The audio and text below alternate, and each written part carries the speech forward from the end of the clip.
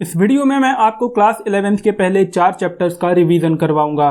इस छोटे से वीडियो में बहुत सारा इंफॉर्मेशन है, तो प्लीज आप इस वीडियो को लास्ट तक जरूर देखें, वो भी फुल कंसंट्रेशन के साथ। यहाँ पर मैं आपको ये बिल्कुल भी नहीं बताऊंगा कि पाइथन एक प्रोग्रामिंग लैंग्वेज है जिसे गुइडो वॉन रॉसम ने बनाकर अर्ली 90s में रिलीज किया था। जैसे एक बिल्डिंग को बनाने में ढेर सारे ईंटों की जरूरत पड़ती है, ठीक उसी तरह पाइथन में प्रोग्राम बनाने के लिए हमें टोकन्स की जरूरत पड़ती है। तो अब ये टोकन्स क्या होते हैं? टोकन्स किसी भी प्रोग्राम में स्मॉलेस्ट इंडिविजुअल यूनिट्स होते हैं। अब ये टोकन्स जो है वो बेसिकली 5 टाइप के होते हैं। कौन कौन से? कीवर्ड्स, आइडेंटिफायर्स, लिटरल्स, ऑपरेटर्स और पंक्चुएटर्स। सबसे पहले हम बात करते हैं आइडेंटिफायर्स की। आइडेंटिफायर्स वो नाम होते हैं जो कि किसी एक पार्ट को दिया जाता है एक प्रोग्राम के अंदर। वो पार्ट कुछ भी हो सकता है, जैसे कि कोई वेरिएबल, कोई function, list, tuple, dictionary etcetera. अब हम वेरिएबल्स को क्रिएट करना सीखेंगे, लेकिन उससे पहले जान लेते हैं कि वेरिएबल्स एक स्टोरेज कंटेनर्स होते हैं, यानी अपने अंदर वो एक वैल्यू को स्टोर करके रखते हैं और उसका पॉइंट वहां पर रेफर करते हैं, यानी कि वो उस वैल्यू का रेफरेंस पॉइंट अपने पास रखते हैं। जैसे कि किसी एक वेरिएबल को क्रिएट करने के लिए आपको सिंपल कुछ भी लिखना है और उसकी एक वैल्यू को असाइन कर देना है, लेकिन ध्यान रहे कि जब आप ये वेरिएबल को क्रिएट करेंगे तो आपको इसका नाम पता होना चाहिए। और सिंपल अगर हम इसे कॉल करते हैं तो ये हमें वो वैल्यू रिटर्न कर देगा, राइट। लेकिन ऑब्वियस सी बात है, हम ऐसे वेरिएबल्स को बिल्कुल भी नहीं क्रिएट करते। हम वेरिएबल्स को क्रिएट करेंगे कैसे? मान लेते हैं कि अगर हमें मार्क्स को स्टोर करना है तो उसके लिए हम यहाँ पर एक वेरिएबल क्रिएट करेंगे मार्क्स, और उसके अंदर हम यहाँ पर वैल्यू को सेट कर देंगे जो कि होगा, मान लेते हैं 79।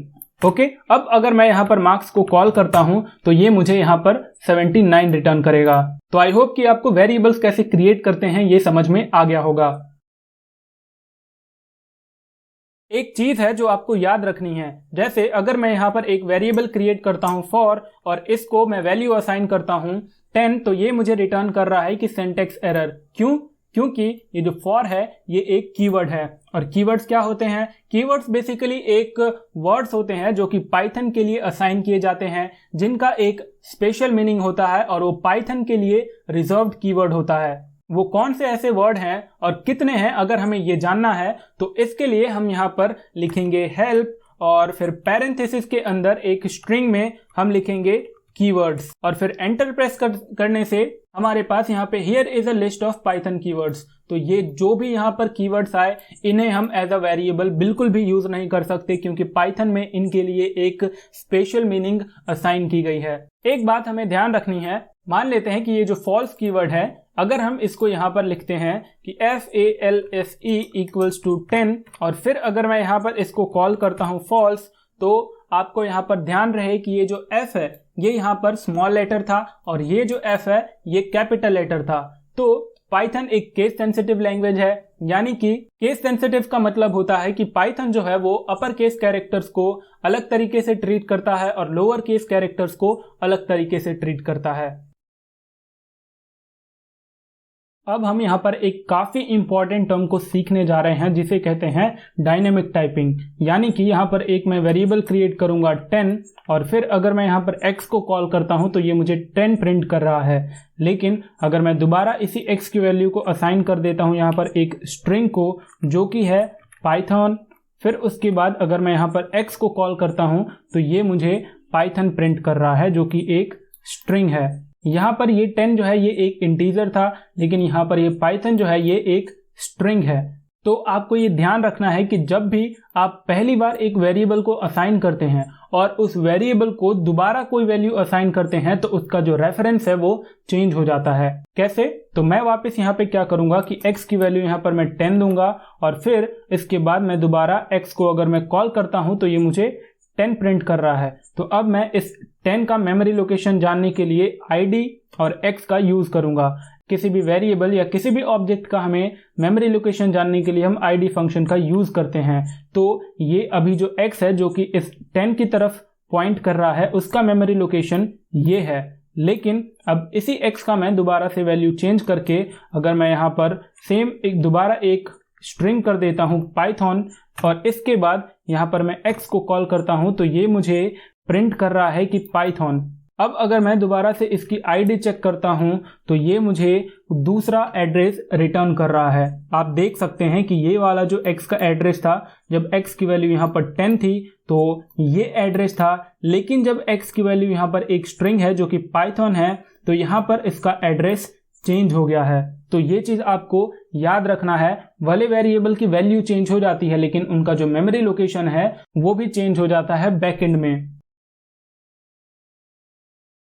अब हम यूजर से इनपुट लेना और यूजर को आउटपुट देना सीखेंगे। उसके लिए सबसे पहले आपको यहाँ पर इंटरैक्टिव मोड में आकर और Ctrl+N प्रेस करना है। जैसे ही आप ये प्रेस करेंगे तो आपके पास एक नया विंडो ओपन होगा और इस विंडो में हम अपना प्रोग्राम लिखने वाले हैं। और इस विंडो को ध्यान रहे कि हम इसे स्क्रिप्ट मोड कहते हैं और जब भी एक या दो लाइन से ज्यादा हमारे पास प्रोग्राम आता है तो हम उसको इसी मोड में लिखते हैं। तो जो हमारा प्रोग्राम है वो ये है कि हम यूजर से एक नंबर को इनपुट लेंगे और उस नंबर का हम क्यूब कैलकुलेट करके यूजर को दिखाएंगे। पाइथन में इनपुट लेने के लिए सिंपल इनपुट फंक्शन का यूज होता है, लेकिन जब हम इनपुट लेते हैं तो उस इनपुट को हम स्टोर करते हैं एक वेरिएबल में, ताकि उस इनपुट का जो हमने नंबर या फिर चाहे कुछ भी इनपुट लिया है उसका रेफरेंस हमारे पास रह सके। तो सबसे पहले मैं एक वेरिएबल क्रिएट करूंगा num और इसकी मैं वैल्यू यहां पर दे देता हूं इनपुट। ओके, और इसके अंदर मैं यहां पर लिखूंगा कि एंटर योर नंबर। अब ध्यान रहे कि जब भी हम सिंपल यहां पर इनपुट फंक्शन यूज करते हैं तो सिर्फ हम एक स्ट्रिंग को इनपुट लेते हैं, क्योंकि हमारा जो नंबर है ये इंटीजर होने वाला है। इसके लिए हम यहाँ पर पहले इसकी वैल्यू असाइन कर देंगे इंटीजर और फिर इसके अंदर हम इनपुट फंक्शन को यूज करेंगे। अब ये जो मैंने यहाँ पर यूज किया है, इंटीजर के अंदर मैंने इनपुट लिखा, इसे कहते हैं हम टाइप कास्टिंग। यानी कि ये पहले हमारा एक स्ट्रिंग आने वाला था, उस स्ट्रिंग को मैंने यहाँ पर इंटीजर में कन्वर्ट कर दिया। ओके, और फिर मैं यहाँ पर इसके अंदर लिखूंगा कि एंटर योर नंबर। अब यूजर ने जो यहाँ पे नंबर इनपुट दिया उसका हमें क्यूब निकालना है, तो उस क्यूब को निकालने के लिए जो हमारा कैलकुलेशन होगा हम उसे भी स्टोर करेंगे एक वेरिएबल में, और वो हमारा वेरिएबल होगा क्यूब और उसका जो आंसर होगा वो होगा नम।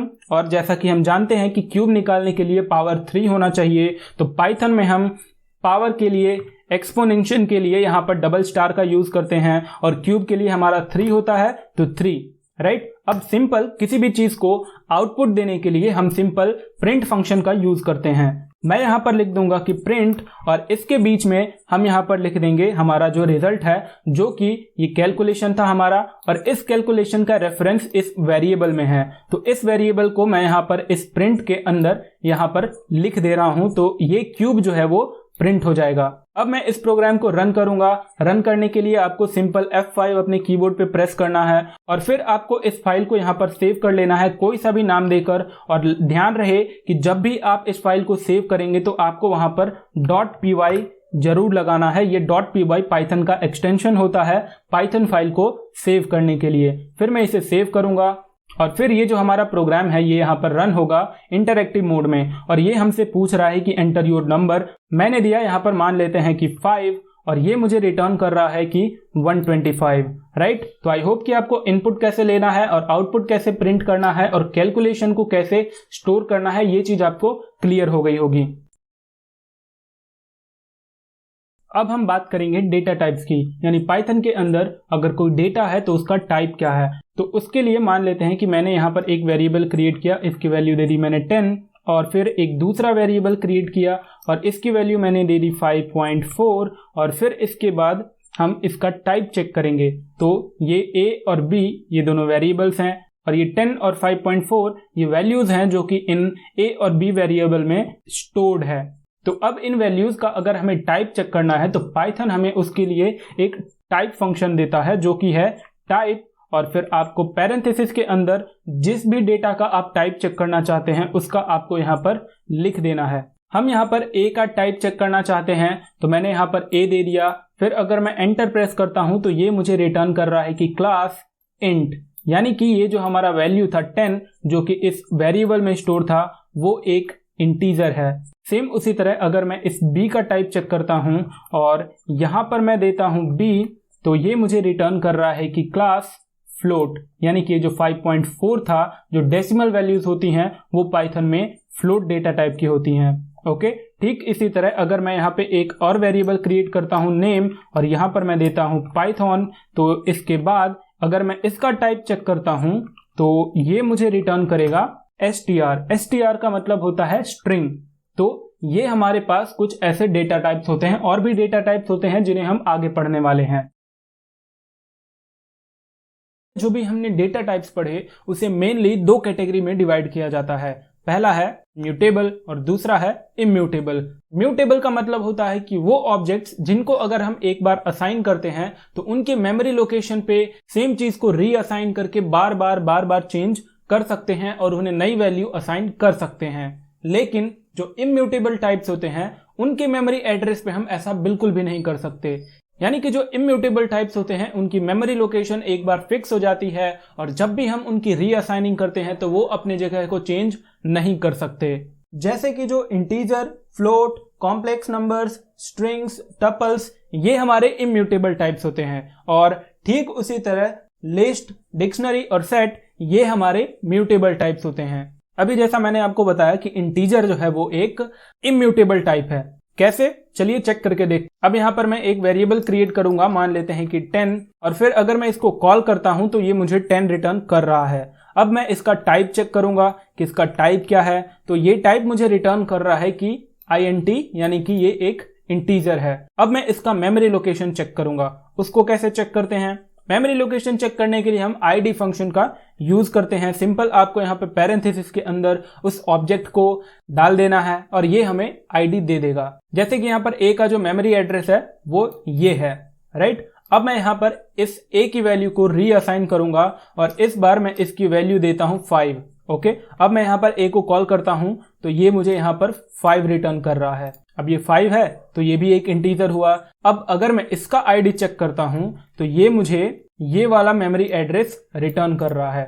ध्यान रहे कि यहां पर जो लास्ट के यहां पे चेंज आया, यानी कि मेमोरी लोकेशन दोनों की सेम है, राइट। तो सेम इसी तरह स्ट्रिंग्स में भी होते हैं, टपल्स में भी होते हैं, हम उनकी मेमोरी लोकेशंस को चेंज नहीं कर सकते। अब बात करते हैं म्यूटेबल की।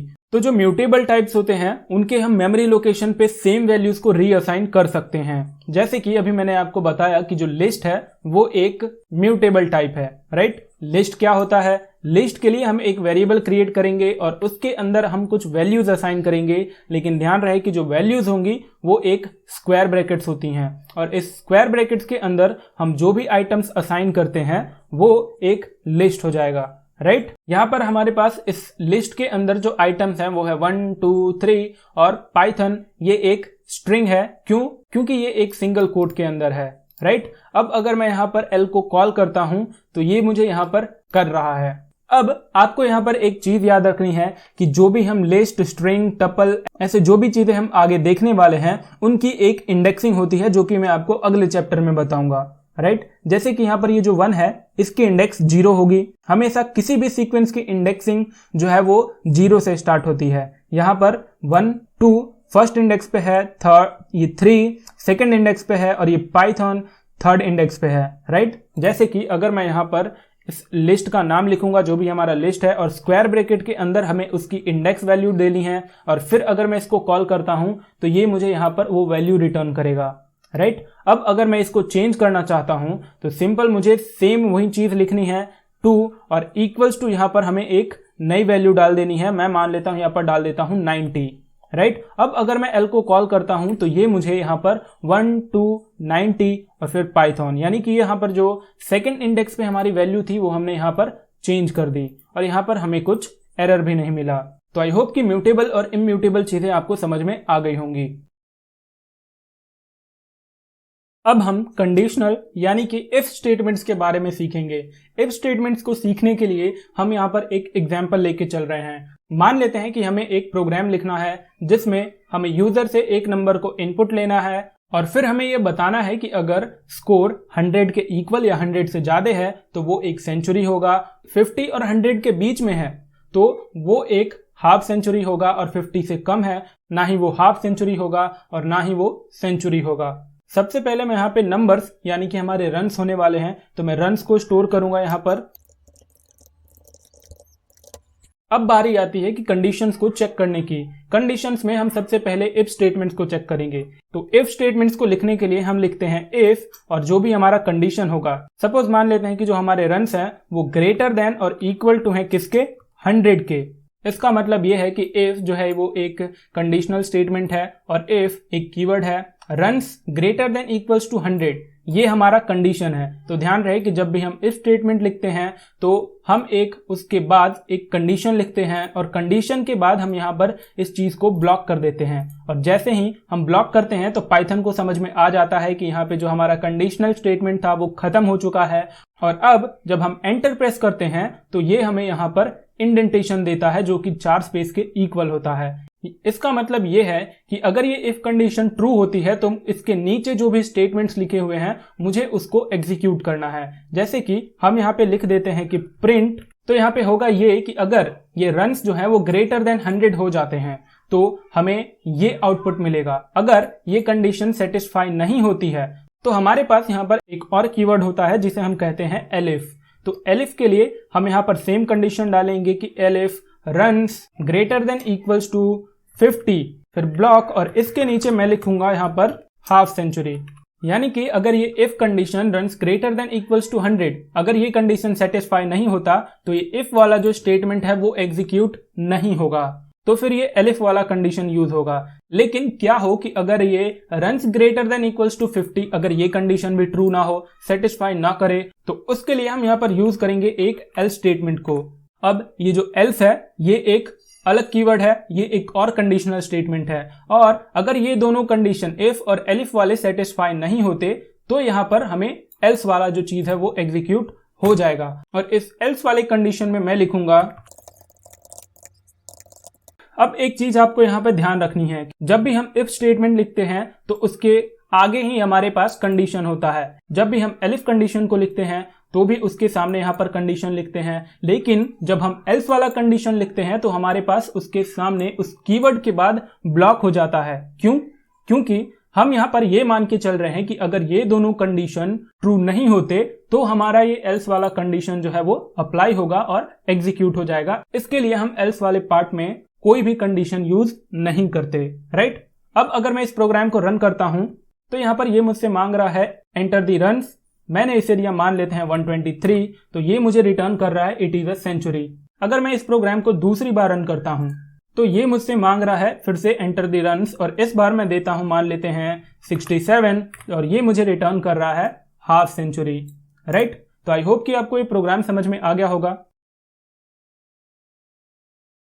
अब हम मान लेते हैं कि हमें 5 का टेबल लिखना है। तो 5 के टेबल को लिखने के लिए हमारे पास 2 मेथड हैं। पहला कि हम print 5 into 1 equals to 5, print 5 into 2 equals to 10, print 5 into 3 equals to 15, ऐसे करके हम 10 टाइम्स लिखें। और दूसरा मेथड है कि हम ऐसे ना लिखने के बजाय 10 बार प्रिंट स्टेटमेंट ना यूज करने के बजाय सीधे हम एक लूप स्टेटमेंट को यूज कर लें। तो यहाँ पर हमारे पास कॉन्सेप्ट आता है लूपिंग स्टेटमेंट्स का। लूपिंग स्टेटमेंट्स क्या होते हैं? बेसिकली किसी भी एक कंडीशन को बार बार रिपीट करने में काम आते हैं। अब ये लूपिंग स्टेटमेंट्स हमारे पास 2 टाइप के होते हैं। पहला होता है फॉर लूप और दूसरा होता है व्हाइल लूप। सबसे पहले हम बात करेंगे फॉर लूप की। अब मान लेते हैं कि हमें यहाँ पर 5 का टेबल लिखना है। उसके लिए मैं यहाँ पर एक वेरिएबल क्रिएट करूंगा num इक्वल्स टू, मैं यहाँ पर इसे 5 कर देता हूं। अगर हम यहाँ पर चाहें तो यहाँ पर इनपुट भी ले सकते हैं और इसको स्टोर कर सकते हैं। तो हमारे पास वहां पे ऑप्शन आ जाएगा कि हम किसी भी नंबर को इनपुट लेकर उसका टेबल लिख सकते हैं। उसके लिए मैं यहाँ पर यूज करूंगा फॉर लूप को। फॉर लूप के लिए हम यूज करते हैं फॉर कीवर्ड, और इसके बाद हमारे पास लूप कंट्रोलिंग वेरिएबल होता है, यानी कि वो वेरिएबल जो कि उस लूप के अंदर घूमेगा, बार बार रिपीट करेगा, उसको हम मान लेते हैं कि वो है हमारा यहाँ पर आई, और इन एक मेंबरशिप ऑपरेटर होता है, और रेंज ये एक फंक्शन है। अब रेंज फंक्शन क्या करेगा कि बेसिकली मान लेते हैं कि हमें 1 से लेकर 10 तक नंबर्स चाहिए, राइट। ये हमारा 1 to 10 ये एक रेंज हो गया। तो इसमें जो स्टार्टिंग पॉइंट होगा वो हमारा 1 होगा और जो स्टॉपिंग पॉइंट होगा वो हमारा 10 होगा। ओके, तो इसके लिए हम यहाँ पर लिखेंगे 1,11। 11 क्यों? क्योंकि जो रेंज फंक्शन में ये स्टॉपिंग वैल्यू होती है उससे हमें एक कम आउटपुट में मिलता है। यानी कि ये स्टॉपिंग वैल्यू इस रेंज फंक्शन में इंक्लूड नहीं होता और आउटपुट में हमें इस स्टॉपिंग वैल्यू से एक कम मिलता है। फिर यहाँ पर मैं इसे ब्लॉक कर दूंगा। ब्लॉक हुआ, इसका मतलब फॉर लूप, यहाँ पर पाइथन को पता चला कि यहाँ पर फॉर लूप खत्म हो गया। अब यहाँ पर जरूरी नहीं है कि यहाँ पर हम रेंज फंक्शन ही यूज करते हैं। जैसा हमने इफ स्टेटमेंट्स में कंडीशंस को यूज किए थे, हम चाहे तो यहाँ पर कंडीशंस को भी यूज कर सकते हैं, जो कि हम व्हाइल लूप में देखने वाले हैं, राइट। अब मैं यहाँ पर लिखूंगा कि प्रिंट, और इस प्रिंट स्टेटमेंट के अंदर मैं अपना नंबर लिखूंगा, जो भी हमारा नंबर है। यहाँ पर 5 है तो नम, और वो 5 इस नम वेरिएबल में स्टोर्ड है। मैं इसे कॉमा से सेपरेट करूंगा। 5 इंटू, तो इंटू के लिए हम एक स्ट्रिंग करेंगे और यहाँ पर x देंगे, तो 5 इंटू, और यहाँ पर 1 2, 5 इंटू 1, 5 इंटू 2, 5 इंटू 3 ऐसे होगा। तो उसके लिए हम यहाँ पर i को लिखेंगे। i क्यों?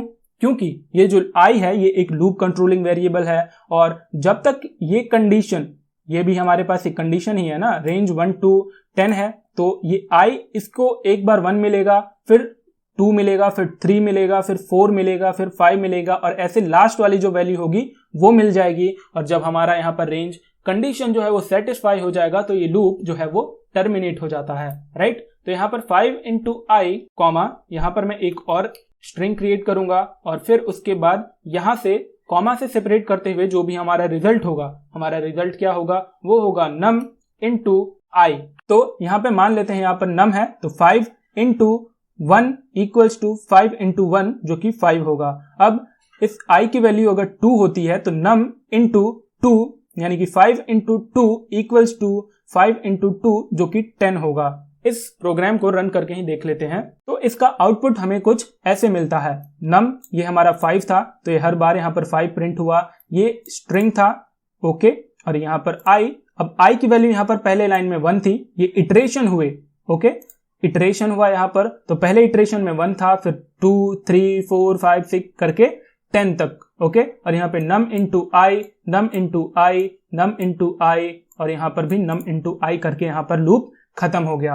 अब यहाँ पर ध्यान देने वाली बात है कि जब भी हमारा कंडीशन यहाँ पर खत्म हो जाएगा, ये यहाँ पर जो कंडीशन है अगर ये खत्म हो जाता है तो जो लूप है हमारा वो अपने आप टर्मिनेट हो जाता है। अब हमारे पास यहाँ पर एक और कॉन्सेप्ट आता है लूप एल्स का, हम उसको यहीं पे सीख लेते हैं। वो क्या है, जैसे हमने पीछे इफ एल्स के बारे में सीखा, ठीक उसी तरह यहाँ पर फॉर एल्स भी होता है, ओके। उसके लिए हम कैसे यूज करते हैं, सिंपल हमें यहाँ पर एल्स कीवर्ड लिखना है और उसके नीचे एल्स का जो भी स्टेटमेंट होगा वो हमें लिख देना है ताकि वो एग्जीक्यूट हो सके। यहाँ पर हम लिखेंगे प्रिंट लूप ओवर, राइट। तो ये क्या होगा, अगर ये जो फॉर लूप है अगर वो नॉर्मली टर्मिनेट होता है, नॉर्मली टर्मिनेट होने का मतलब है कि ये जब रेंज खत्म हो जाएगा तो ये नॉर्मली टर्मिनेट होगा, और जब ये नॉर्मली टर्मिनेट होगा तभी ये एल्स वाला स्टेटमेंट जो है वो एग्जीक्यूट होता है।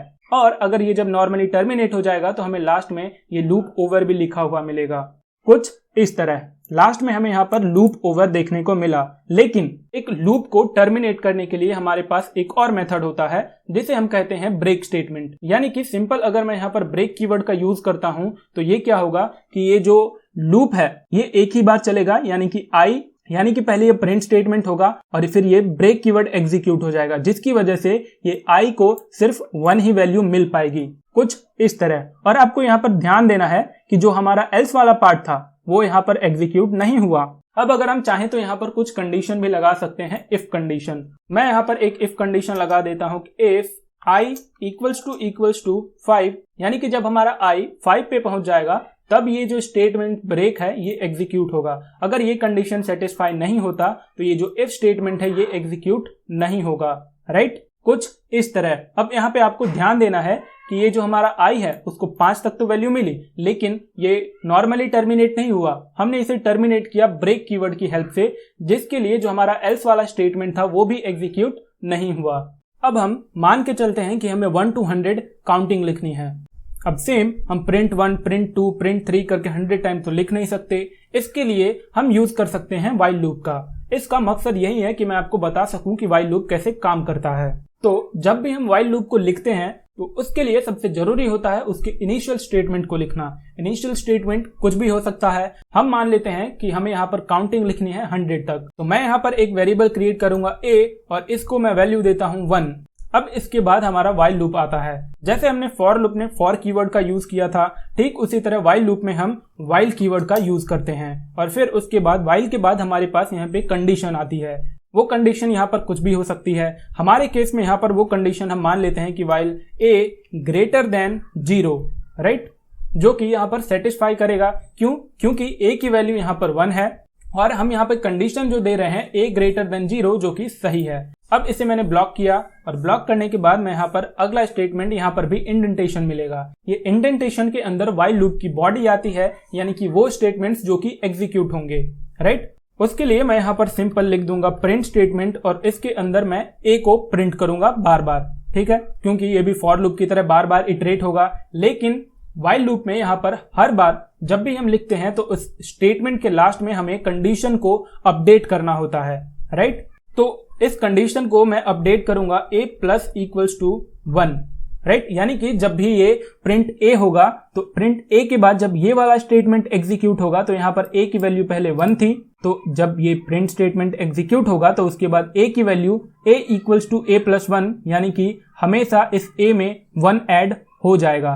पाइथन के अंदर हमें किसी भी प्रोग्राम में अगर हम कुछ नोट लिखना चाहते हैं तो उसके लिए हम कमेंट का यूज करते हैं। अब कमेंट पाइथन के अंदर क्या होता है? कमेंट बेसिकली वो स्टेटमेंट्स होते हैं जिन्हें पाइथन इग्नोर कर देता है। ये जो स्टेटमेंट है इसका मतलब है कि a equals to a plus 1। तो अगर मैं इसको ऐसे लिख के छोड़ देता हूं और रन करता हूं तो पाइथन मुझे यहाँ पर एरर रिपोर्ट करेगा, क्योंकि हमने तो ये समझ के लिखा कि ये हम नोट लिख रहे हैं, लेकिन पाइथन को ये चीज बिल्कुल पसंद नहीं आई। इसलिए पाइथन ने बोला कि जब भी आपको अगर कोई नोट लिखना हो तो आप सिंपल उस लाइन में हैश का यूज कर देना, तो मैं समझ जाऊंगा कि ये जो लाइन है ये एक नोट है। इसलिए यहाँ पर जब भी हम हैश का यूज करते हैं तो वो एक कमेंट बन जाता है और पाइथन उस कमेंट वाले स्टेटमेंट को इग्नोर कर देता है, राइट।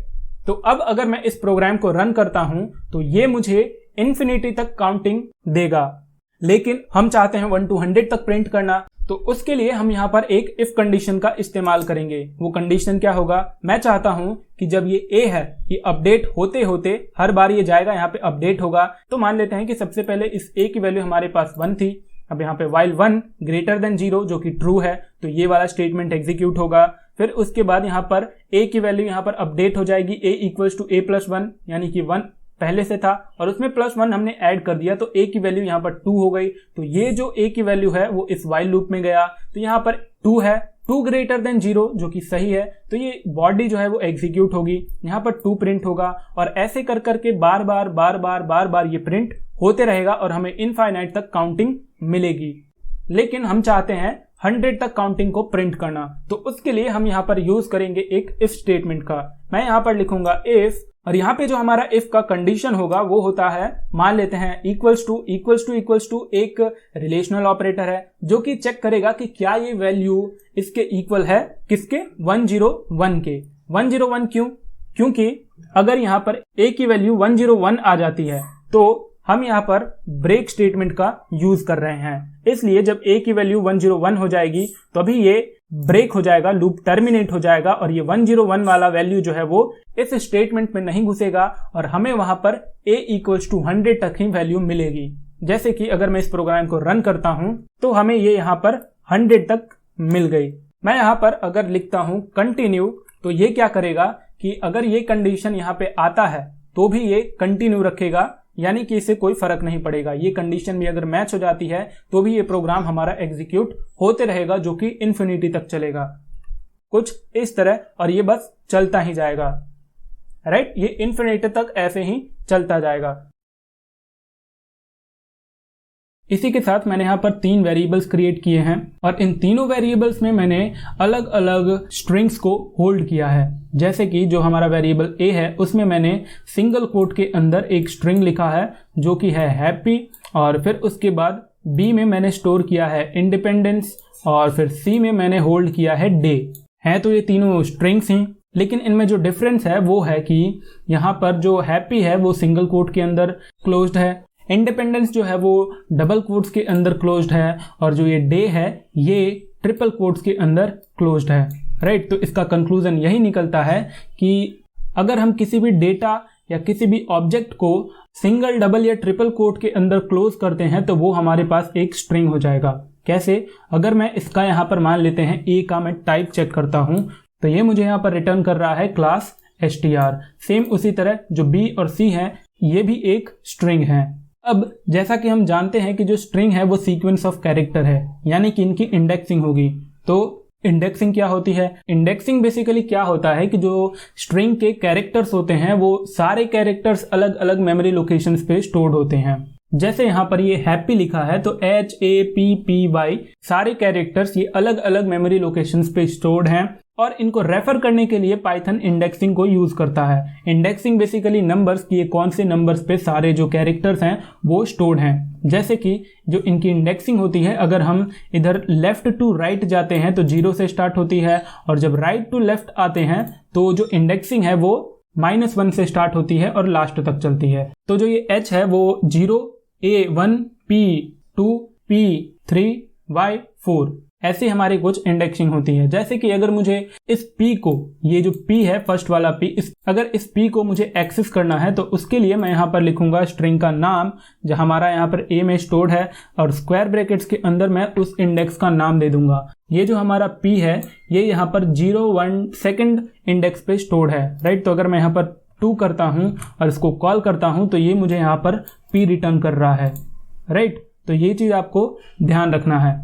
वैसे ही अगर मैं यहाँ पर -1 करता हूँ तो ये मुझे यहाँ पर y रिटर्न करेगा। क्यों? क्योंकि ये जो y है ये y -1 वाले लोकेशन पे स्टोर्ड है। तो आई होप कि आपको इंडेक्सिंग क्लियर हो गई होगी। अब पिछले वाले वीडियो में हमने पढ़ा था कि जो स्ट्रिंग है वो एक इम्यूटेबल टाइप है। इम्यूटेबल का मतलब कि हम स्ट्रिंग के अंदर कुछ मॉडिफाई नहीं कर सकते।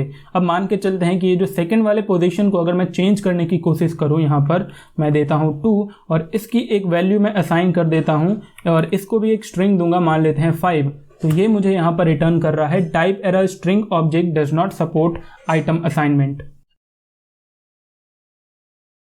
अब यहाँ पर एक टॉपिक आता है जो कि है ट्रावर्सिंग अ स्ट्रिंग। ट्रावर्सिंग का मतलब है यहाँ पर इटरेशन, यानी कि अगर हमने कोई एक स्ट्रिंग बनाई तो उसको कैसे हम इटरेट कर सकते हैं। अब यहाँ पर वर्ड इटरेशन आता है, इसका मतलब है कि हम लूप का इस्तेमाल करने वाले हैं। मैं यहाँ पर एक स्ट्रिंग क्रिएट करूंगा जो कि होगा, मान लेते हैं यहाँ पर हम रखते हैं पाइथन को ही, और यहाँ पर मैं एक फॉर लूप यूज करूंगा फॉर i in a, और फिर इसके बाद मैं यहाँ पर प्रिंट करूंगा प्रिंट, और अगर मैं इसको यहाँ पर सिंपल आई कर देता हूँ, ओके, तो ये क्या करेगा, ये लाइन बाय लाइन पाइथन को प्रिंट कर देगा। कैसे?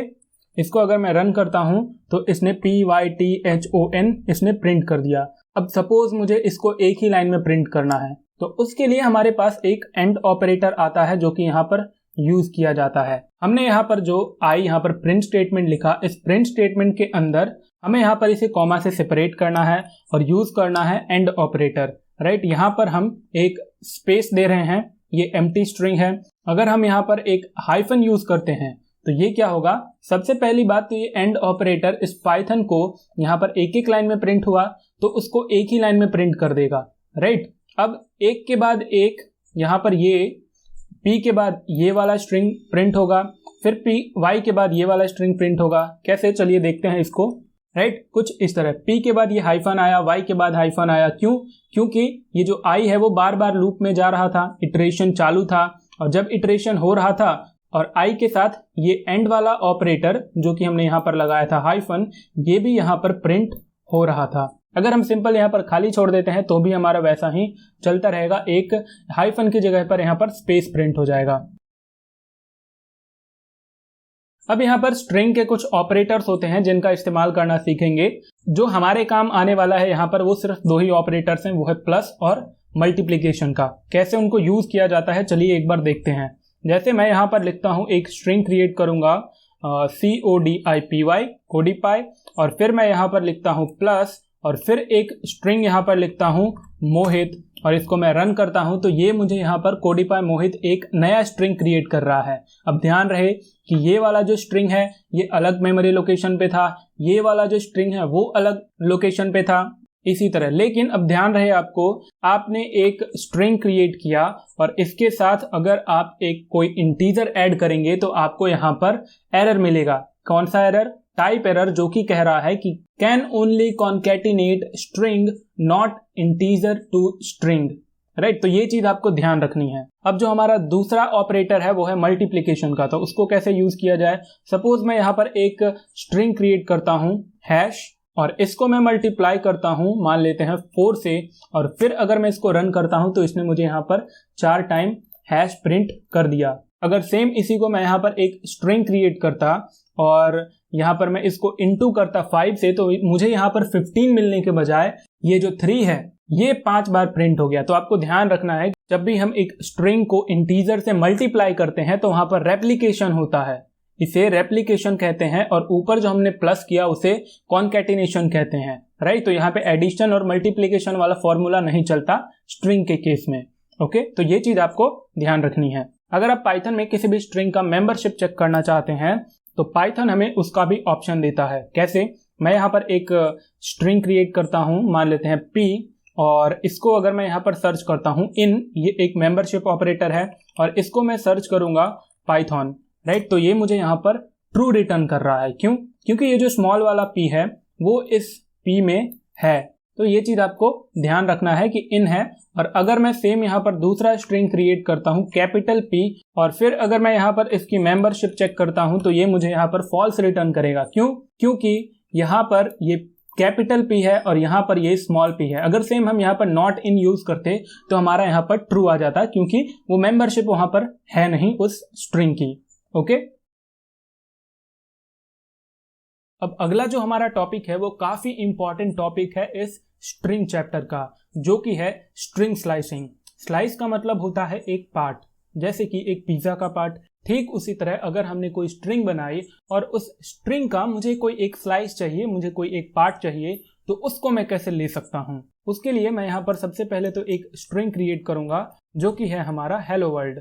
अब मैं यहाँ पर क्या करूंगा, इसका मैं लोकेशन दूंगा, ठीक है। यहाँ पर स्क्वायर ब्रैकेट्स का इस्तेमाल करूंगा, और यहाँ पर याद रखना है आपको रेंज फंक्शन आपको यहाँ पर याद करना है। रेंज फंक्शन में हमारा स्टार्टिंग पॉइंट होता था, स्टॉपिंग पॉइंट होता था और स्टेपिंग पॉइंट होता था, राइट। सेम वही हमारा कॉन्सेप्ट है। यहाँ पर मैं स्टार्टिंग पॉइंट यहाँ पर देता हूँ क्या, मान लेते हैं 1, हम वहाँ पे कॉमा से सेपरेट करते थे, यहाँ पर हम कॉलन से सेपरेट करते हैं। 5 स्टॉपिंग पॉइंट है, और अगर मैं इसको कॉल करता हूं तो ये मुझे यहाँ पर रिटर्न कर रहा है ELLO, ओके। यानी कि क्या हुआ, ये H हमारा है 0 इंडेक्स पे, E है हमारा फर्स्ट इंडेक्स पे, 0 1 2 3 4। और ध्यान रहे कि अगर किसी स्ट्रिंग में एक स्पेस आ जाता है तो वो भी एज अ कैरेक्टर काउंट होता है। तो ये चीज भी आपको याद रखनी है। 5 हमारा यहाँ स्पेस तक आता है, आप काउंट कर सकते हैं। तो इसने क्या किया कि जो ये स्टॉपिंग वैल्यू होती है वो स्लाइसिंग में पाइथन काउंट नहीं करता, उससे एक कम काउंट होती है। तो इसने मुझे 1 2 4 यानी कि ELLO इसने मुझे रिटर्न कर दिया। तो ऐसे करके आप चाहें तो ट्राई कर सकते हैं और भी ढेर सारे। अब मान के चलते हैं कि हमें इस स्ट्रिंग को रिवर्स करना है। तो किसी भी स्ट्रिंग को रिवर्स करने का सबसे बेस्ट तरीका होता है, यहाँ पर हम करके देख लेते हैं। मान लेते हैं कि ये हमारा लोकेशन, और यहाँ पर मैं स्टार्टिंग और स्टॉपिंग कुछ नहीं दूंगा, लेकिन मैं जो हमारा स्टेपिंग वैल्यू है वो दूंगा सिर्फ, ओके। तो स्टार्टिंग और स्टॉपिंग पॉइंट जब भी हम नहीं देते स्लाइसिंग में तो पाइथन उस चीज को 0 से लेके लास्ट वैल्यू तक काउंट कर लेता है। और यहाँ पर जो मैंने स्टेपिंग वैल्यू है वो मैंने -1 दी है, यानी कि -1 से हमारा ये जो हमारा स्ट्रिंग था उसको पाइथन ने यहाँ पर उल्टे कर दिया। तो अगर आपको किसी भी स्ट्रिंग को रिवर्स करना है तो आप वहां पे इस चीज को यूज कर सकते हैं। अब हम स्ट्रिंग के कुछ फंक्शंस और मेथड्स के बारे में समझेंगे। जैसे कि मैं यहाँ पर सबसे पहले एक स्ट्रिंग को क्रिएट कर लेता हूँ जिसको मैं स्टोर करूंगा एक वेरिएबल में जो कि होगा हमारा a, और यहाँ पर जो हमारा स्ट्रिंग होगा वो होगा आई लव माई इंडिया। जो हमारा सबसे पहला फंक्शन है वो है कैपिटलाइज। तो उसको कैसे यूज करते हैं, सबसे पहले आपको स्ट्रिंग लिखना है। हमारा स्ट्रिंग जो है वो a वेरिएबल में स्टोर्ड है, राइट। तो इसलिए मैं यहाँ पर a लिखूंगा, फिर डॉट एक मेथड है और यहाँ पर मैं लिखूंगा कैपिटलाइज, और फिर इसको मैं यहाँ पर पैरेंथेसिस ओपन क्लोज, और फिर अगर मैं इसको कॉल करता हूँ तो ये मुझे रिटर्न कर रहा है आई लव माई इंडिया। तो यहाँ पर डिफरेंस क्या था, डिफरेंस यहाँ पर ये है कि यहाँ पर आई जो है वो स्मॉल लेटर का था और यहाँ पर कैपिटल लेटर का था। तो capitalize function basically first character को कैपिटल लेटर का बना देता है अगर वो स्मॉल हुआ तो। सिमिलरली अगर मैं यहाँ पर a डॉट अपर यूज़ करता हूँ तो ये पूरे स्ट्रिंग को, अगर वो स्मॉल लेटर्स में है तो यहाँ पर अपर केस कैरेक्टर्स में कन्वर्ट कर देता है। अब हम यहाँ पर एक दूसरा स्ट्रिंग क्रिएट कर लेते हैं जिसको मैं स्टोर करूँगा वापस a वेरिएबल में, और हमारा स्ट्रिंग होगा, मान लेते हैं पाइथन, राइट। तो यहाँ पर अगर मैं यूज़ करता हूँ एल स्ट्रिप और आर स्ट्रिप जो कि हमारे नए फंक्शन होने वाले हैं, उसको कैसे यूज़ करते हैं और क्या करते हैं आपको ये देखकर अंदाज़ा लग जाएगा। यहाँ पर मैं यूज़ करूँगा सबसे पहले एल स्ट्रिप को। तो एल स्ट्रिप के लिए सिंपल आपको यहाँ पर एल स्ट्रिप लिखना है, a डॉट एल स्ट्रिप, और फिर यहाँ पर हम लिखेंगे हमारा जो स्ट्रिंग है, मान लेते हैं यहाँ पर मैं लिख देता हूँ py। तो ये मुझे यहाँ पर रिटर्न कर रहा है thon, यानी कि जो भी हमने पैरेंथेसिस के अंदर स्ट्रिंग पास किया उसने उसको स्ट्रिप कर दिया और बाकी जो स्ट्रिंग से जो भी चीज़ बची थी उसने यहाँ पर ये रिटर्न किया, राइट। तो ये क्या करेगा कि आपको सिंपल जो भी लेफ्ट साइड में, L का मतलब लेफ्ट है, तो लेफ्ट साइड से स्ट्रिप करता है चीज़ों को, तो आपको वो चीज़ें यहाँ पास करनी है जो कि लेफ्ट साइड में है। अगर इसी तरह आपको राइट साइड से पास करनी है तो उसके लिए आपके पास आर स्ट्रिप होता है। आर स्ट्रिप में सिंपल आपके पास, मैं यहाँ पर एक स्ट्रिंग में दे देता हूँ ऑन, तो ये मुझे रिटर्न कर रहा है pyth। तो ये कुछ इंपॉर्टेंट फंक्शंस थे स्ट्रिंग के जो कि हमारे काम आ सकते हैं क्लास 12th में। बाकी मुझे नहीं लगता उतना कोई काम आने वाला है, लेकिन फिर भी आप उन्हें एक बार क्विक रिव्यू उनका ले लें, मैं आपको यही रिकमेंड करूँगा। अब हम लिस्ट के बारे में समझेंगे कि एक लिस्ट क्या होता है और कैसे काम करता है और कैसे उसे क्रिएट किया जाता है और कैसे लिस्ट को यूज किया जाता है पाइथन में। सबसे पहले हम बात करते हैं कि लिस्ट क्या होता है। लिस्ट स्ट्रिंग की तरह ही पाइथन के अंदर एक डेटा टाइप है जो कि एक सीक्वेंस को स्टोर करता है अपने अंदर।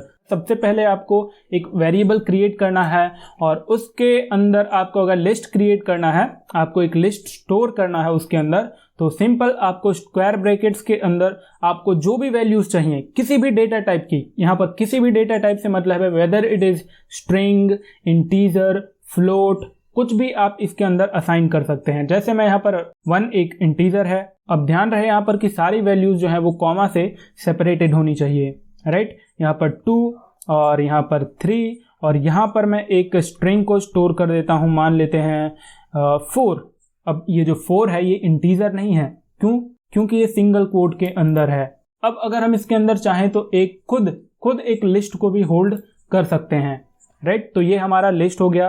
अब जैसे हमने स्ट्रिंग में इंडेक्सिंग पढ़ी थी, ठीक उसी तरह लिस्ट में भी हमारे पास इंडेक्सिंग होती है। जो पहला एलिमेंट होगा हमारे पास वो 0th इंडेक्स पे होगा, फिर 1 2 3 ऐसे करके लास्ट तक चलते जाता है। अब सपोज मुझे जो सेकंड इंडेक्स की वैल्यू है उसको एक्सेस करना है, तो सिंपल यहाँ पर लिस्ट स्क्वायर ब्रैकेट के अंदर इंडेक्स का नंबर, और फिर उसके बाद अगर मैं इसको कॉल करता हूँ तो ये मुझे यहाँ पर 3 रिटर्न कर रहा है। जैसे कि यहाँ पर ये 1 जो है 0 2 1 और 3 सेकंड इंडेक्स पे है, इसलिए इसने मुझे यहाँ पर 3 रिटर्न किया। अब अगर हम याद करें तो पिछले वीडियो में मैंने आपको बताया था कि जो हमारा लिस्ट होता है वो एक म्यूटेबल टाइप होता है। म्यूटेबल का मतलब कि हम उसकी वैल्यूज को चेंज कर सकते हैं लेकिन स्ट्रिंग को हम नहीं कर सकते हैं, जो कि हमने पीछे देखा। लिस्ट के एलिमेंट को चेंज करने के लिए सिंपल है, हमें वही मेथड अपनाना है। इंडेक्स नंबर यहाँ पर देना है, उसकी एक वैल्यू को क्रिएट करनी है,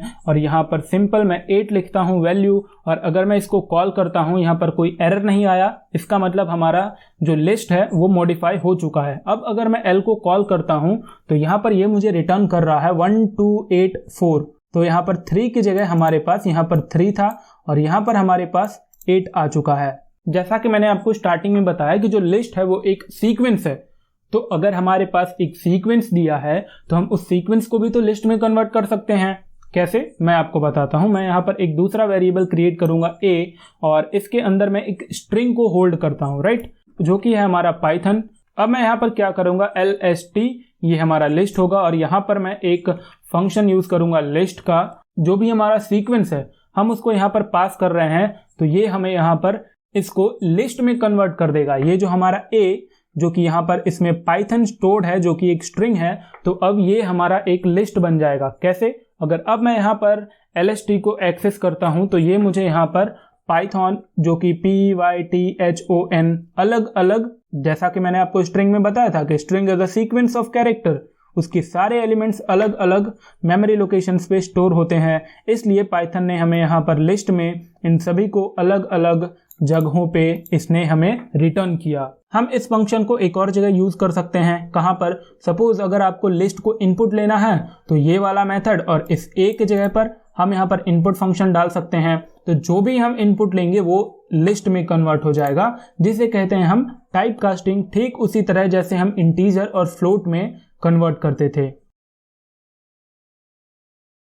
अब जो लिस्ट और स्ट्रिंग है वो एक दूसरे से काफी तरीकों से सिमिलर होते हैं, जैसे कि इंडेक्सिंग दोनों की सेम होती है, और फिर उसके बाद हमने वहां पर जो कॉन्केटेनेशन यानी कि प्लस और रेप्लिकेशन यानी कि मल्टीप्लिकेशन ऑपरेटर का हमने जो यूज देखा था स्ट्रिंग के अंदर, लिस्ट के अंदर भी उनके सेम परफॉर्मेंस होते हैं। और फिर उसके बाद जो स्लाइसिंग मेथड है स्ट्रिंग के अंदर, वो सेम मेथड लिस्ट के अंदर भी अप्लाई होता है। तो अगर हम किसी एक को भी अच्छे से याद कर लेते हैं तो दूसरा अपने आप क्लियर हो जाएगा। अब जैसे हमने स्ट्रिंग के स्टार्टिंग में ट्रावर्सिंग यानी कि इटरेशन पढ़ा था, सेम यहाँ पर भी हम फॉर लूप का यूज करके लिस्ट के भी एक एक एलिमेंट को इटरेट कर सकते हैं। तो ये सारी चीजें हमें यहाँ पर समझने की जरूरत नहीं पड़ेगी।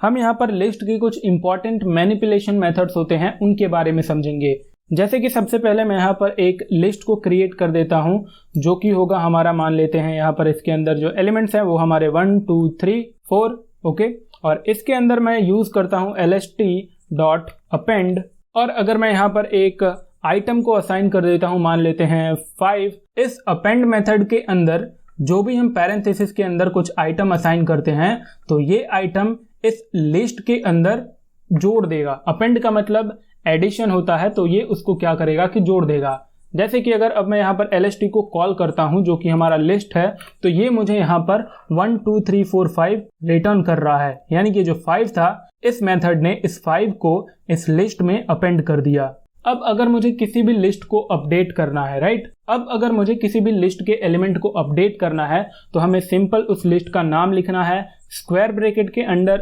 उसका इंडेक्स लिखना है, और फिर उसकी वैल्यू असाइन कर देनी है, और फिर उस लिस्ट है वो अपडेट हो जाएगा। अब मैं अगर यहाँ पर लिस्ट को कॉल करता हूँ तो ये मुझे यहाँ पर रिटर्न कर रहा है कि जो हमारा थर्ड इंडेक्स था वहां पर 24 अपडेट हो चुका है 4 की जगह। तो आई होप कि आपको ये क्लियर हो गया होगा। अब अगर हमें किसी लिस्ट से किसी एलिमेंट को डिलीट करना है तो सिंपल उसके लिए हमारे पास एक और मेथड होता है जिसे कहते हैं, सबसे पहले हमें लिखना है del और फिर लिस्ट, और फिर हमें उसके बाद उसका इंडेक्स दे देना है। मान लेते हैं हमें सेकंड को डिलीट करना है, तो हमारा यहाँ पर जो लिस्ट है वो डिलीट हो चुका है सेकंड इंडेक्स का, राइट। अब अगर मैं इसको कॉल करता हूँ तो जो हमारी यहाँ पर सेकंड पे वैल्यू थी ये 0 1 2 3 थी, राइट, तो यहाँ से 3 हमारा गायब हो चुका है। तो लिस्ट में से किसी भी एलिमेंट को डिलीट करने के लिए हम del कीवर्ड का यूज करते हैं। अब मैं यहाँ पर 2 लिस्ट को क्रिएट करूंगा, पहला होगा lst1 और दूसरा हमारा जो लिस्ट होगा वो होगा lst2। अब मैं यहाँ पर क्या करूंगा कि अगर मैं यहाँ पर lst1 प्लस lst2 करता हूं तो ये मुझे यहाँ पर इन दोनों को ऐड कर दे रहा है, जैसा कि मैंने आपको कॉन्केटेनेशन ऑपरेटर का यूज बताया था। अब इसका एक और मेथड होता है हमारे पास जिसे हम कहते हैं एक्सटेंड मेथड। मैं यहाँ पर लिखूंगा lst1 डॉट एक्सटेंड, यहाँ पर मैं पैरेंथेसिस के अंदर हमें जिस लिस्ट को इस लिस्ट 1 के साथ अपेंड करना है उसको देते हैं। हमें लिस्ट 2 को लिस्ट 1 के साथ अपेंड करना है, राइट। अगर अब मैं यहाँ पर lst1 को कॉल करता हूं तो ये मुझे यहाँ पर रिटर्न कर रहा है 1 2 3 4 5 6।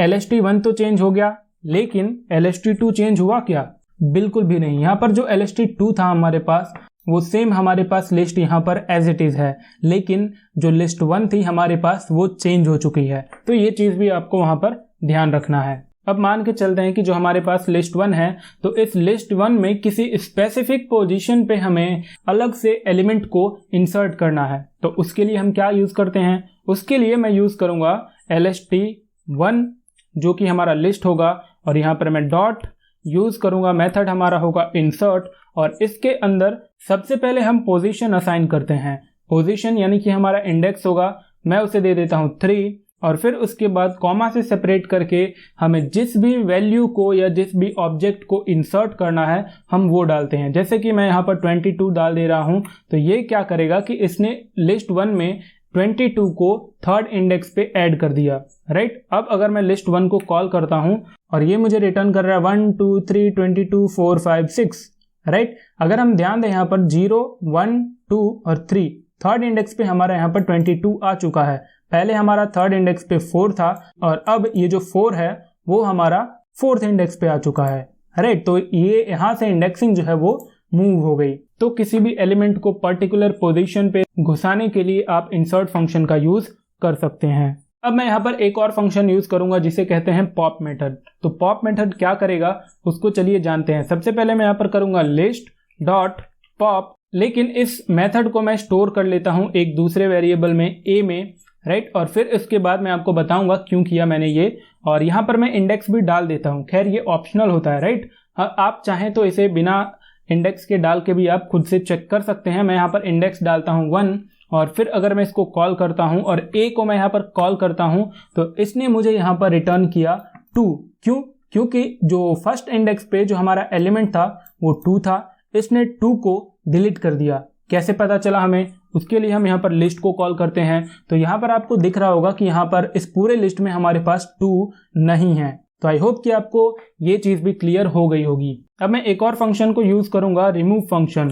उसके लिए मैं यहाँ पर क्या करूंगा, सपोज मान लेते मैंने यहाँ पर दिया 3, तो इसने क्या किया यहाँ पर, राइट, इस लिस्ट से जो हमारा एलिमेंट जो कि 3 था, अगर ये मैच हुआ तो इसने उसको डिलीट कर दिया, राइट। उसने उसको हटा दिया इस लिस्ट से, जो कि आप यहाँ पर देख सकते हैं इस लिस्ट में 3 नहीं है। अब अगर मुझे इस पूरी लिस्ट को क्लियर करना है तो सिंपल आपको lst डॉट क्लियर अगर मैं यूज करता हूं यहाँ पर, तो ये जो हमारा लिस्ट है वो क्लियर हो गया। कैसे? तो उसके लिए यहाँ पर जो हमारा स्ट्रिंग है वो अब एम्प्टी हो चुका, यानी जो भी एलिमेंट्स थे हमारे पास वो अब नहीं रहे।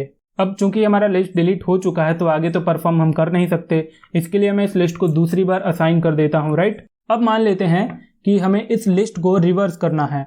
उसके लिए सिंपल आपको रिवर्स लिखना है और फिर उसके बाद आपको यहाँ पर लिस्ट को अगर हम कॉल करते हैं तो इसने मुझे यहाँ पर 5 4 5 4 22 3 2 1 इसने रिवर्स कर दिया लिस्ट को। तो ऐसे और भी ढेर सारे मेथड्स हैं जिन्हें कि आप ट्राई कर सकते हैं। हमने वही मेथड्स को समझे, वही फंक्शंस को समझे जो कि हमारे काम आने वाले थे, राइट। हमने पिछली वीडियोस में 2 डेटा टाइप्स पढ़े, स्ट्रिंग और लिस्ट, और अब हम पढ़ रहे हैं टपल्स। तो स्ट्रिंग और लिस्ट जो कि एक डेटा टाइप्स हैं, ठीक उसी तरह टपल भी हमारा एक डेटा टाइप है। जैसे कि टपल को क्रिएट करने के लिए सिंपल आपको करना कुछ नहीं होता, पैरेंथेसिस के अंदर यानी कि राउंड ब्रैकेट्स के अंदर आपको सारे एलिमेंट्स जो भी आप चाहते हैं, जितना भी चाहते हैं, किसी भी टाइप का integer, float, string, list elements को इस पैरेंथेसिस के अंदर, इस राउंड ब्रैकेट के अंदर लिखते हैं तो वो एक टपल बन जाएगा। तो ये हमारा टपल हो गया। अगर मैं इसका टाइप चेक करता हूं तो ये मुझे यहां पर रिटर्न कर रहा है क्लास टपल। आई होप कि टपल कैसे क्रिएट करते हैं ये आपको क्लियर हो गया होगा। अगर आपको एम्प्टी टपल क्रिएट करना है तो उसके लिए सबसे पहले सिंपल आपको यहां पर लिखना है टपल और पैरेंथेसिस ओपन क्लोज, और ये हमारा टपल हो गया। अगर मैं इस T2 का भी टाइप चेक करता हूं तो ये मुझे यहां पर टपल ही रिटर्न कर रहा है, क्लास टपल। जैसे कि हमारा जो T2 है ये पहले से ही एक टपल है। अगर हमें इसे इनपुट लेना हो इसमें तो उसके लिए सिंपल हम इस पैरेंथेसिस के अंदर यहाँ पर इनपुट फंक्शन का इस्तेमाल करेंगे और इसके अंदर एंटर एलिमेंट्स, ओके। अब अगर मैं इसको ओके करता हूं तो ये मुझसे यहाँ पर मांग रहा है एंटर एलिमेंट्स। मैंने मान लिया, देते हैं 1 2 3 R T S, और अब अगर मैं इस T2 को कॉल करता हूं तो ये मुझे यहां पर एक टपल रिटर्न कर रहा है, right. 1 2 3 4 R T S parenthesis के अंदर क्लोज्ड हैं। तो ऐसे करके हम यूजर से एक टपल को इनपुट ले सकते हैं।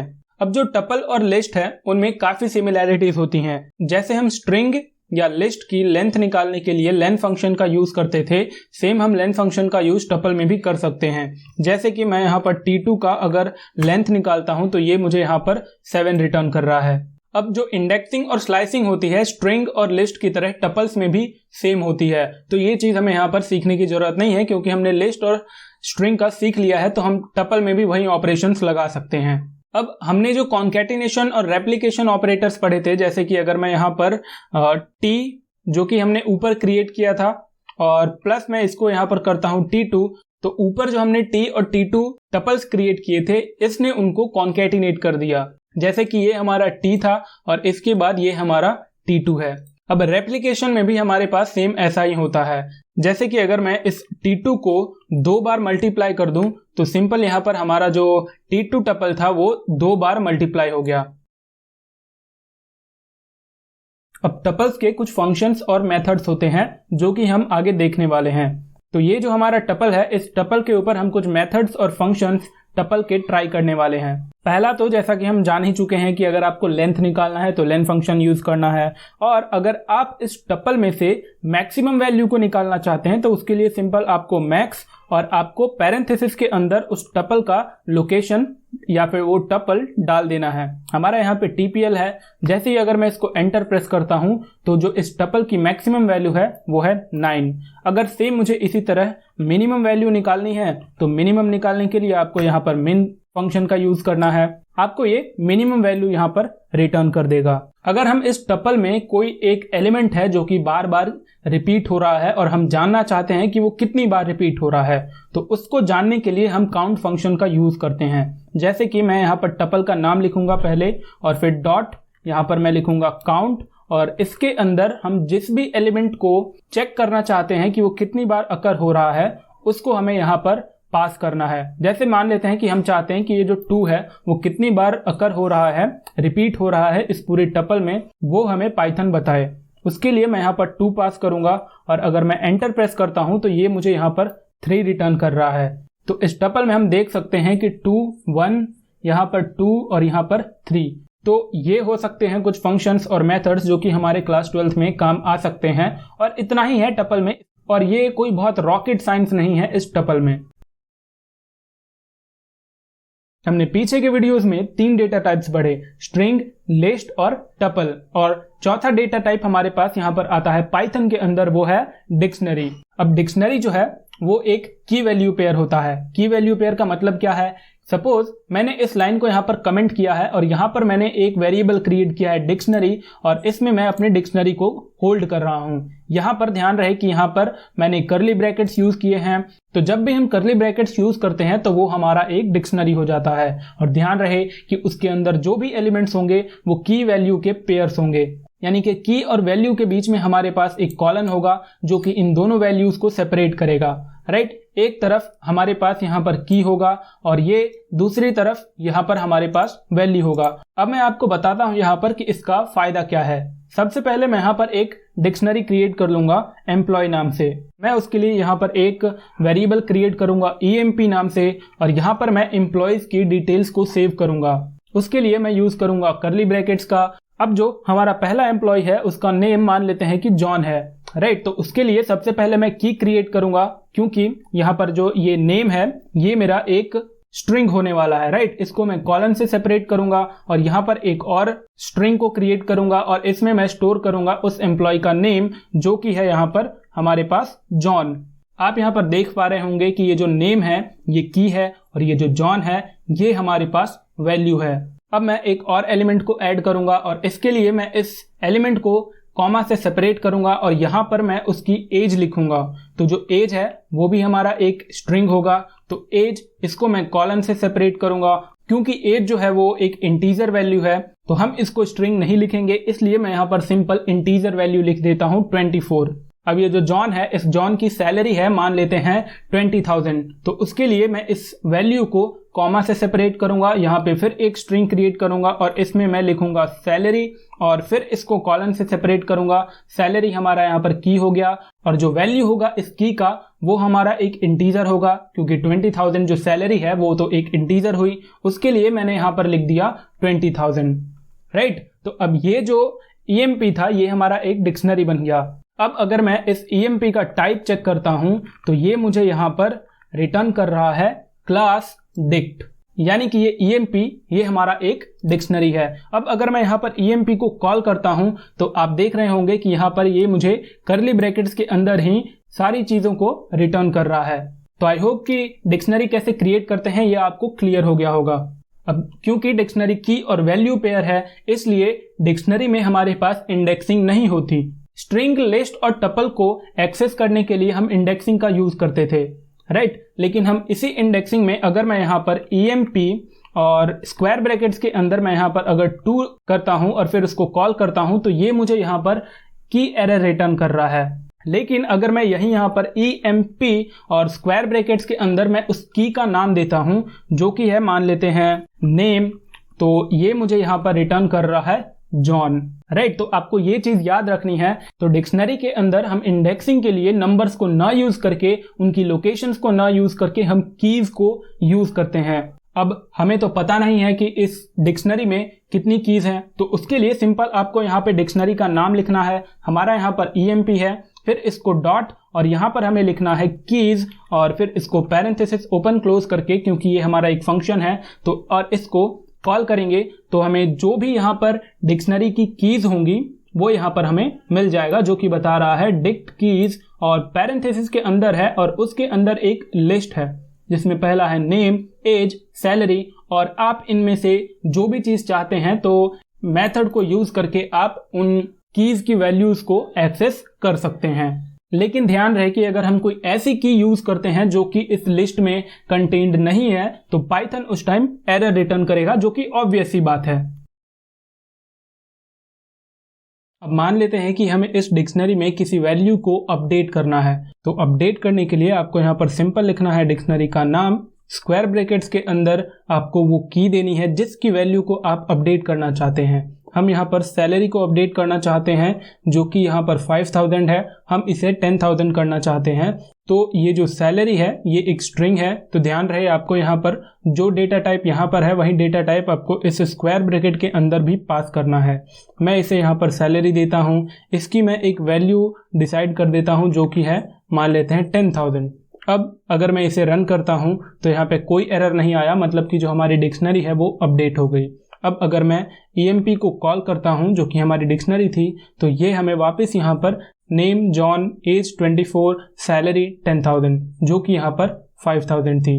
अब अगर हमें इसी डिक्शनरी में एक और एलिमेंट को ऐड करना है तो उसके लिए भी पाइथन हमें ऑप्शन देता है। सिंपल आपको यहाँ पर डिक्शनरी लिखना है, स्क्वायर ब्रैकेट के अंदर आपको की डिफाइन करनी है। हमें मान लेते हैं कि ये जो जॉन है इसका डिपार्टमेंट असाइन करना है, तो उसके लिए आपको एक स्ट्रिंग क्रिएट करना होगा और फिर इसकी जो भी वैल्यू है जो कि आप असाइन करना चाहते हैं वो आप वहाँ पर पास कर सकते हैं। मैं यहाँ पर दे देता हूँ सेल्स की, राइट। अब ये जो सेल्स है ये भी एक स्ट्रिंग होगा, तो इसके लिए आपको यहाँ पर स्ट्रिंग इसको भी पास करना होगा, राइट, वरना एरर आ जाएगा अगले लाइन में। अब यहाँ पर कोई एरर नहीं आया, इसका मतलब जो ये हमारा सैलरी था इस EMP में ये डिपार्टमेंट भी ऐड हो गया। अब अगर मैं EMP को कॉल करता हूँ तो ये हमें यहाँ पर डिपार्टमेंट सेल्स ये भी प्रिंट कर रहा है। अब डिक्शनरी को ट्रावर्स करने का सेम वही कॉन्सेप्ट है जो कि हमने स्ट्रिंग, लिस्ट, टपल में पढ़े फॉर लूप का यूज करके। अब अगर हम इस डिक्शनरी में से किसी एलिमेंट को डिलीट करना चाहते हैं तो उसके लिए सिंपल आपको, जैसे हमने टपल में यूज किया था del कीवर्ड, और फिर आपको उसके बाद यहाँ पर डिक्शनरी का नाम और स्क्वायर ब्रैकेट के अंदर वो आपको की असाइन करनी है। मैं मान के चलता हूँ कि हम यहाँ पर एम्प्लॉय का एज डिलीट कर रहे हैं, राइट। तो उसके लिए मैंने ये पास किया।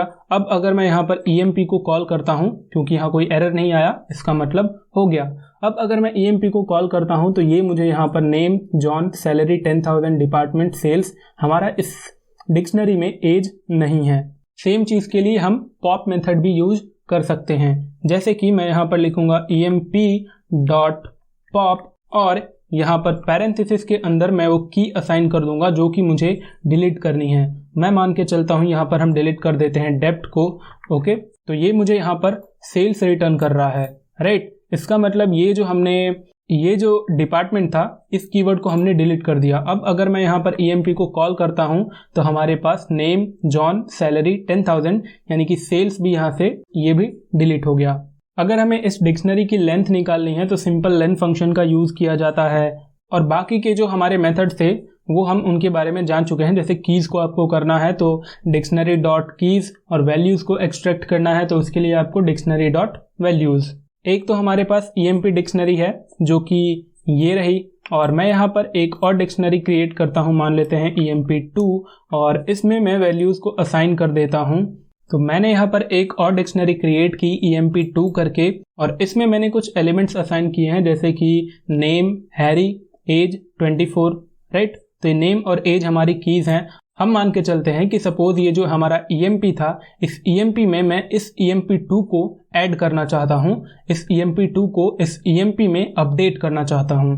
तो उसके लिए सिंपल सबसे पहले आपको वो डिक्शनरी लिखनी है जिसमें कि आप दूसरी डिक्शनरी को ऐड करना चाहते हैं। फिर यहाँ पे लिखना है आपको डॉट और अपडेट, और फिर उसके बाद यहाँ पर पैरेंथेसिस के अंदर आपको जिस डिक्शनरी को इस फर्स्ट वाली डिक्शनरी में ऐड करना है वो असाइन करना है। हमारा जो सेकंड डिक्शनरी है वो है EMP2। तो ये क्या होगा यहाँ पर कि ये जो EMP2 है वो इस EMP वाली डिक्शनरी में अपडेट हो जाएगा, यानी इसके जो की और वैल्यूज के पेयर्स होंगे वो यहाँ पर असाइन कर दिए जाएंगे, वो इस EMP डिक्शनरी में जुड़ जाएंगे। जैसे कि अगर मैंने यहाँ पर इसको कॉल किया तो कोई एरर नहीं, मतलब हमारा प्रोग्राम काम कर रहा है। अब अगर मैं EMP को कॉल करता हूँ तो ये मुझे यहाँ पर नेम हैरी, सैलरी 10,000 और एज 24। अब यहाँ पर देखने वाली बात है कि जो EMP है, जो हमारा फर्स्ट डिक्शनरी था, उसमें नेम और सैलरी हमारे पास 2 की वैल्यूज थी, और जो EMP2 था उसमें हमारे पास नेम और एज थी। अब आपको ध्यान देना है कि इन दोनों डिक्शनरीज में हमारे पास नेम और नेम, जो कि जॉन और हैरी के दोनों के की थे, वो दोनों मैच हो गए। अब क्या होगा कि जो सेकंड वाली डिक्शनरी है जिसको कि हम फर्स्ट वाली डिक्शनरी में अपडेट कर रहे हैं, तो सेकंड वाली डिक्शनरी का जो उस की का वैल्यू होगा वो फर्स्ट वाली की में अपडेट हो जाएगा, जो कि यहाँ पर हुआ। ये नेम यहाँ पर हैरी था, ठीक है, जो कि हमने यहाँ पर असाइन किया, और ये EMP जिसमें कि हम इस वैल्यू को ऐड कर रहे थे, तो यहाँ पे नेम और नेम ये दोनों मैच हुआ। तो इसके कारण जो ये हैरी था वो यहाँ पर जॉन की जगह पे अपडेट हो गया। आई होप कि आपको चीज़ें क्लियर हो गई होंगी। तो आज के लिए बस इतना ही। अब मिलते हैं अगले वीडियो में फंक्शन के साथ। तब तक के लिए गुड बाय।